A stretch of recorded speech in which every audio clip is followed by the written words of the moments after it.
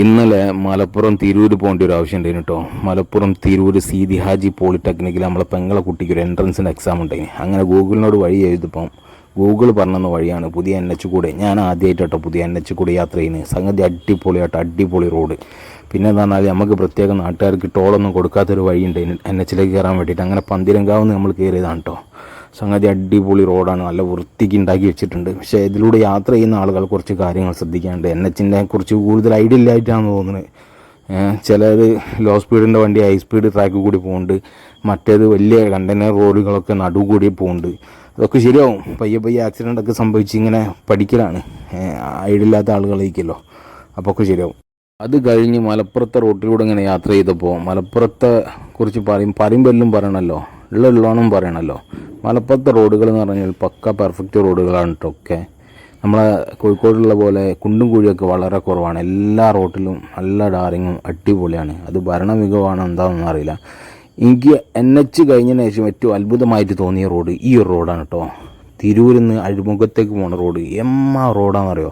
ഇതിൻ്റെ പ്രത്യേകത എന്താ വെച്ചാൽ നമ്മൾ സൗദിയിലൊക്കെ കാണുന്ന പോലെ ഡയറക്റ്റാണ്, വളവില്ല. സീതയിൽ അങ്ങോട്ട് പോവുക, ഫുള്ള് ഡയറക്റ്റ് റോഡ്. നല്ല യാത്ര ചെയ്യാൻ നല്ല കംഫർട്ട്, നല്ല സുഖമാണ്. അതൊക്കെ കഴിഞ്ഞ് തിരിച്ചു വരുമ്പോൾ നമ്മൾ വീണ്ടും ഹൈവേയിലെ രാത്രി രംഗമാണ് ഇട്ടത്. എന്ത് സുഖമാണെന്ന് അറിയുന്നത്. ദേശീയപാതയിൽ കൂടെ ഇങ്ങനെ യാത്ര ചെയ്യാണ്. ഒരു 5th ഗിയറിലേക്ക് അങ്ങോട്ട് ഇട്ട് കഴിഞ്ഞിട്ടുണ്ടോ, ഒന്നും നോക്കണ്ട, പെട്രോളും ലാഭവും.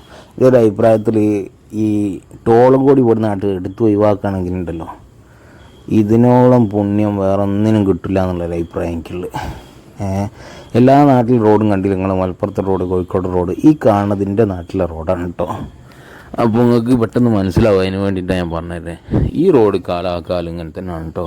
ഇലക്ഷൻ വരുമ്പോൾ ഇതുപോലെ ഇങ്ങനെ പണിയും കാര്യങ്ങളൊക്കെ നടക്കും. മെഡിക്കൽ കോളേജിലേക്കൊക്കെ ഒരുപാട് രോഗികളും കാര്യങ്ങളൊക്കെ പോണ റോഡാണിത്. എന്താണെന്നറിയില്ല, പണ്ടാരോ പറഞ്ഞിട്ടുണ്ടായില്ല ഏറ്റവും കൂടുതൽ രാഷ്ട്രീയക്കാരുള്ള നാട്ടിൽ ഒരു വികസനം നടക്കില്ല എന്ന്. അത് അക്ഷരാർത്ഥത്തിൽ എത്രയോ ശരിയാണ് കേട്ടോ. കേരളത്തിൽ ഏറ്റവും കൂടുതൽ രാഷ്ട്രീയ പാർട്ടിക്കാരുള്ള നമ്മളെ നാട്ടിലെ രാഷ്ട്രീയ പ്രവർത്തകരുള്ള എനിക്കൊരു അഭിപ്രായമുണ്ട്. ആ നാട്ടിലെ റോഡ് ഇങ്ങനെ തന്നെ കാലാകാലം ഓരങ്ങോട്ടും ഇങ്ങോട്ടും പറഞ്ഞിട്ടേ.